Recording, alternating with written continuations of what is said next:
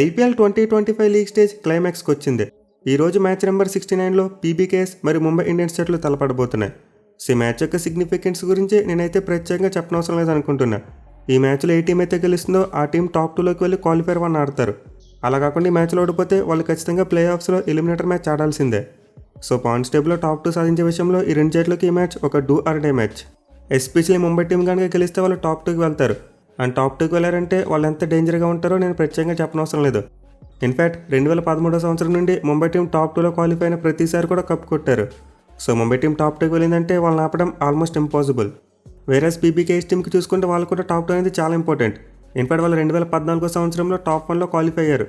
దీనివల్ల final match వరకు రాగలిగారు. అలా కాకుండా పంజాబ్ టీం ఎలిమినేటర్ మ్యాచ్ ఆడవలసి వస్తే వాళ్ళు ఫైనల్కు క్వాలిఫై అవ్వడం చాలా కష్టంగా మారిపోద్ది. రెండు జట్లు కూడా ఈ రోజు మ్యాచ్లో గెలిచి టాప్ 2లోకి రావడం చాలా కీలకం. దీంతో అయితే ఒక టఫ్ కాంపిటీషన్ ఎక్స్పెక్ట్ చేయవచ్చు. ఇన్ఫ్యాక్ట్ ఈ టూ టీమ్స్ మధ్య హెడ్ హెడ్ స్టాట్స్ చూసుకున్నా సరే అవి కూడా చాలా వరకు నెక్ టు నెక్ ఉన్నాయి. మొత్తం 32 మ్యాచ్లో తలబడితే పీబీకేఎస్ టీం 15 మ్యాచ్లో గెలిచారు. వేరేస్ ముంబై టీం 17 మ్యాచ్లో గెలిచారు.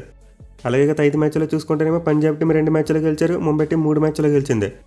సో హెడ్ హెడ్ స్టాట్స్లో చూసుకుంటే అయితే రెండు జట్లకు మరీ ఎక్కువగా డిఫరెన్స్ లేదు. కేవలం ముంబై టీంకి స్లైట్గా ఎడ్జ్ కనిపిస్తుంది. బట్ ఎనిమిది ఆడేది రెండు జట్ల ఫామ్ చూసాం, అద్భుతంగా ఆడుతున్నారు. పైకి మ్యాచ్ ఒక న్యూట్రల్ వెన్యూలో జరగబోతుంది.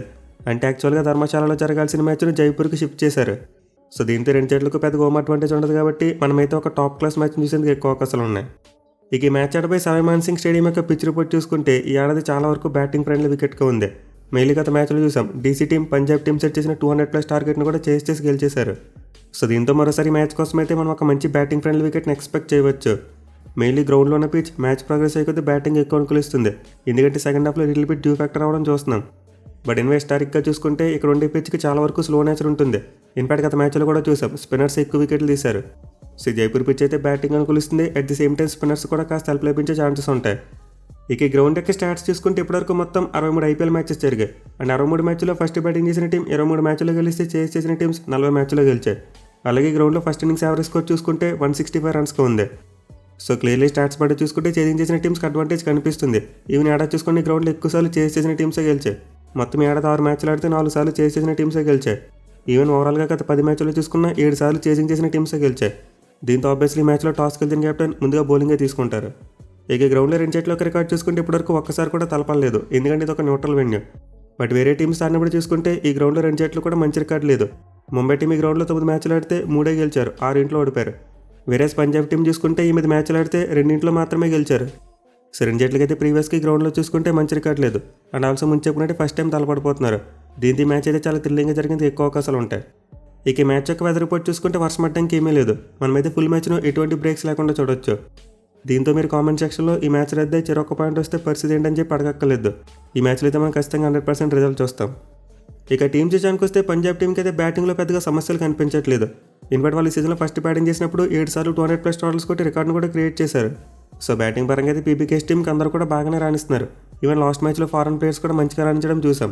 అలాగే నెహల్ వదీర్ మరియు శశాంక్ గత మ్యాచ్లో తడబడినప్పటికీ వాళ్ళైతే చాలా మంచి ఫామ్లోనే ఉన్నారు.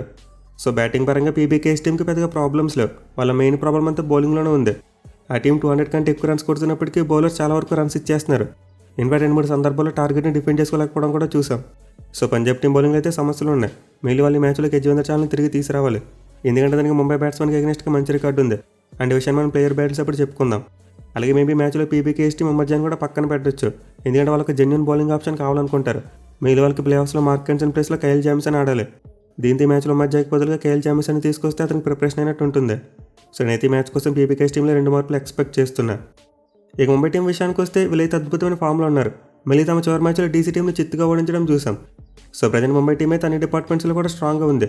ఇన్ఫాక్ట్ లాస్ట్ మ్యాచ్లో మిచెల్ శాంట్నర్ వాళ్ళకి మరింత బలాన్ని చేకూర్చాడు. So present Mumbai team batting బాగుంది, అలాగే బౌలింగ్ బాగుంది. ఇన్ఫాక్ట్ ఫలానా చోట వీక్నెస్ ఉందని చెప్పడానికి లేకుండా ఉంది. వాళ్ళ టాప్ ఆర్డర్ బాగా అన్నప్పుడు రన్స్ వస్తున్నాయి. ఒకవేళ వాళ్ళ టాప్ ఆర్డర్ ఫెయిల్ అయితే మిడిల్ ఆర్డర్ బ్యాట్స్మెన్ చితక్కొడేస్తున్నారు. ఎస్పెషల్లీ సూర్యకుమార్ యాదవ్ అకస్మాత్తుగా చెలరేగిపోతున్నాడు. అలాగే నమ్మది చూసుకున్న రన్స్ కొడుతున్నాడు. ఓన్లీ హార్దిక్ పాండ్యా ఎవరు తెలకొన్న బ్యాట్స్ నుంచి ఇంకా ఎక్కువ రన్స్ చూడట్లేదు మనం. ఇక బౌలింగ్లో చూసుకున్న ఆల్మోస్ట్ అందరూ కూడా చాలా మంచి ఫామ్లో ఉన్నారు. మెయిన్లీ బౌమర్ వచ్చిన దగ్గర నుండి బోల్ట్ బౌలింగ్లో డిఫరెన్స్ చూస్తున్నాం. అండ్ ఆల్సో కరణ్ శర్మ మరియు శాంట్నర్ ఈ కాంబినేషన్ కూడా బాగా వర్కౌట్ అవుతుంది. సో ముంబై టీం బౌలింగ్లో దీపక్ చార్ ఒక్కడే కాస్త ఇన్కన్సిస్టెంట్గా ఉన్నాడు, కానీ మిగతా బౌలర్స్ అందరూ కూడా అద్భుతంగా బౌలింగ్ చేస్తున్నారు. ఇక టీంలో మార్పుల విషయానికి వస్తే ముంబై టీం అయితే ఎలాంటి మార్పులు చేయదు. లాస్ట్ మ్యాచ్లో ఏ ప్లేయింగ్లో అంతా వచ్చారో ఈ మ్యాచ్లో కూడా అదే ప్లేయింగ్లో అంతా కంటిన్యూ అయ్యేందుకు పుష్కలంగా ఛాన్సెస్ ఉన్నాయి. ఇక ఈ మ్యాచ్లో ప్లేయర్ బ్యాటిల్స్ విషయానికి వస్తే చాలా అంటే చాలా ఎక్కువ ఇంట్రెస్టింగ్ బ్యాటిల్స్ ఉన్నాయి. మెయిల్ ముందు చెప్పుకున్నాం చాలుకు ముంబై బ్యాట్స్మెన్ మీద మంచి రికార్డు ఉందని చెప్పి.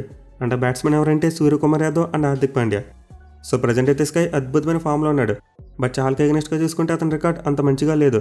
వీళ్ళిద్దరు 12 ఇన్నింగ్స్లో తలపడితే 71 బాల్స్ ఫేస్ చేసిన అతను 83 పరుగులు మాత్రమే చేశాడు. అండ్ ఆల్సో 3 టైమ్స్ అవుట్ కూడా అయిపోయాడు. సో క్లియర్లీ చాలుకి ఎగనెస్ట్గా స్కై యొక్క యావరేజ్ మరియు స్ట్రైక్ రేట్ అనుకున్నంత రేంజ్లో లేవు. ఈవెన్ హార్దిక్ పాండ్యాకి చూసుకున్నా చాలా మంది చాలా వర్స్ట్ రికార్డు ఉంది. 14 ఇన్నింగ్స్లో 74 బాల్స్ ఆడి 71 పరుగులు మాత్రమే చేశాడు. మోస్ట్ ఇంపార్టెంట్లీ చాలా బౌలింగ్లో 4 టైమ్స్ అవుట్ అయిపోయాడు. సో ఈ మ్యాచ్లో అయితే పీబీకే ఇష్టంకి చాలా కీలకంగా మారే ఛాన్సెస్ ఉన్నాయి. మెయిల్ అతనికి ఎర్లీగా బాల్ అవ్వకుండా కాస్త లేట్గా తీసుకొస్తే బాగుంటుంది. ఇక మిగతా బ్యాటిల్స్ చూసుకుంటే ఆబ్వియస్లీ పవర్ ప్లేలో రోహిత్ శర్మ వర్సెస్ హర్షదీప్ సింగ్ ఈ బ్యాటిల్ ఖచ్చితంగా ఉంటుంది. ఎందుకంటే హిట్మ్యాన్ ఇప్పుడు కూడా లెఫ్ట్ ఆర్మ్ సీమర్స్కి స్ట్రగుల్ అవుతూ ఉంటాడు. హర్షదీప్ సింగ్ విషయంలో కూడా గతంలో అదే చూసాం. కేవలం 127 స్ట్రైక్ రేట్ మాత్రం ఉంది. అండ్ ఆల్సో ఒకసారి అవుట్ కూడా అయ్యాడు.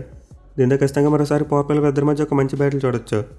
ఇక other side of power play చూసుకుంటే ప్రభ్ సిమ్రాన్ సింగ్ ట్రెంట్ బౌల్ట్కి మధ్య కూడా ఒక ఫైరీ బ్యాటిల్ చూడొచ్చు. మెయిన్లీ బౌల్ట్కి అతని మీద చాలా మంచి రికార్డు ఉంది. 4 ఇన్నింగ్స్లో 2 టైమ్స్ అవుట్ చేశాడు. అది కూడా 21 బాల్స్లో 24 రన్స్ మాత్రం ఇచ్చే. సో దీంతో ఖచ్చితంగా పవర్ ప్లేలో యంగ్స్టర్కి మరి ఎక్స్పీరియన్స్ ఉన్న బౌలర్కి మధ్య ఒక టాప్ మ్యాచ్ బ్యాటిల్ చూడొచ్చు. ఇక మిడిల్ ఓవర్స్లో చూసుకుంటే the most crucial battle Shreyas Iyer versus Mitchell Santner. So present Shreyas Iyer బీభత్సమైన ఫామ్లో ఉన్నాడు. అండ్ అతనికి ముంబై పేస్ ట్రై మ్యాచ్ చూసుకుంటే అద్భుతమైన రికార్డు ఉంది. బుమ్రాకి ఎగనెస్ట్గా 64 యావరేజ్, బౌల్ట్కి ఎగనెస్ట్గా 64 average. And Deepak Chahar bowling చూసుకుంటే ఒకసారి కూడా అవుట్ కాకుండా 60 పరుగులు చేశాడు. దీంతో ఈ మ్యాచ్లో టీం శ్రేయస్ అయ్యర్తో చాలా జాగ్రత్తగా ఉండాలి. మళ్ళీ మిచెల్ శాంట్నర్ అతనికి ఎగనెస్ట్గా చాలా జాగ్రత్తగా యూజ్ చేయాలి. ఎందుకంటే శాంట్నర్ ప్రీవియస్గా అయ్యర్ని కాస్త సైలెంట్గా ఉంచాడు.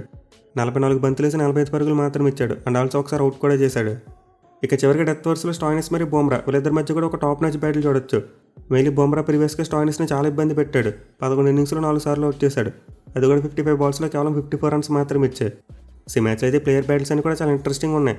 మళ్ళీ రెండు టీంల ప్లేయర్స్ మధ్య ఈక్వల్ కాంపిటీషన్ కనిపిస్తుంది. ఇన్ఫాక్ట్ టీమ్స్ వైజ్ చూసుకున్న రెండు టీంలు కూడా చాలా వరకు ఈక్వల్గా కనిపిస్తున్నాయి. కానీ ముంబై టీంకి పంజాబ్తో కంపేర్ చేసుకుంటే బౌలింగ్ విషయంలో ఎడ్జ్ ఉంది. ఎస్పెషల్లీ బుమ్రా చాలా డిఫరెన్స్ క్రియేట్ చేయగలడు. సో ఈ మ్యాచ్లో రెండు జట్లకి డిఫరెన్స్గా మారితే బౌలింగ్ అని చెప్పుకోవాలి. ఎందుకంటే బ్యాటింగ్ యూనిట్స్ రెండు కూడా ఆల్మోస్ట్ సమానంగా ఉన్నాయి. బట్ బౌలింగ్లో ఏ టీం అయితే బాగా రాణిస్తుందో మోస్ట్లీ వాళ్ళకి మ్యాచ్ గెలిచేందుకు ఎక్కువ అవకాశాలు ఉంటాయి. మరి మీరు ఈ మ్యాచ్లో గెలిచి ఎవరు టాప్ 2లోకి వెళ్తారనుకుంటున్నారు కింద కామెంట్ చేయండి. Thank you for watching. Have a nice day.